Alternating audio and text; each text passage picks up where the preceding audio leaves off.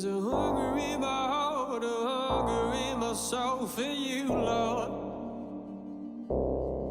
And it grows and it grows and it feeds me like it's never fed me before.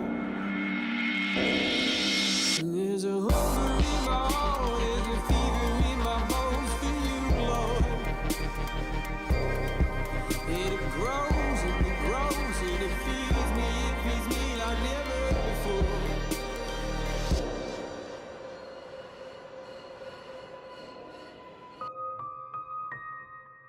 My story really begins before I was born with my biological parents. They were Jamaican immigrants. My father, he was incarcerated on charges for interstate drug trafficking. My biological mother, she spent a lot of her years really battling a drug addiction to really heavy-duty drugs. You know, in that era, in the 80s, that was big, especially where they lived with each other in the South Bronx. When I was young, I didn't know that anything was really wrong with my mother. I would come home and in her bedroom it would be filled with smoke, and the smoke didn't agree with me. I just knew that it just didn't feel good in my lungs, you know, and I would cough. There were many instances where I was in the house, in the apartment alone for hours, and I had to find my own ways to kind of eat. Cocoa Puffs and Forza water was normal, you know, you just did that. That was my cereal. I always saw my biological mother as someone that I truly loved and I cared for. As weird as it sounds, you know, I knew that to some degree I was there to take care of her too. I remember being in a room with a lawyer. The lawyer asked me lots of questions about what life was like living with my mom. And, you know, I told the lawyer everything. When I realized that, you know, I wasn't gonna see my mother again,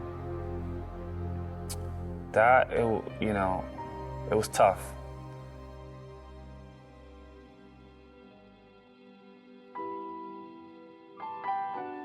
I just remember hearing that from this day on, I would be spending time with the Ortega family. The Ortega family, you know, loving family. They loved me like I was their own, fed me like I was their own. She's a Puerto Rican. I got the chancleta like I was one of her own. I mean, I was part of the Ortega family from day one.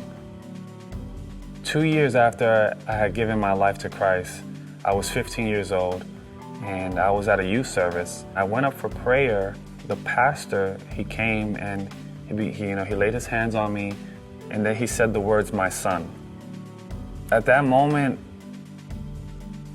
like everything in me knew that God was talking to me right there. There was no doubt. It was clear as day. And I responded back out. I said, "Yes, Lord." And he's like, "My son, do you remember the night that you cried out to me laying on your bed, asking about your mother?" Like instantly, like in my mind, I was brought back to that night when I was 6 years old. And so I responded back to God and I said, "Yes, Lord." His response back would forever change my life. He said, "My son, well, I was there that night that you cried out to me. And I saw your tears and I heard your cry.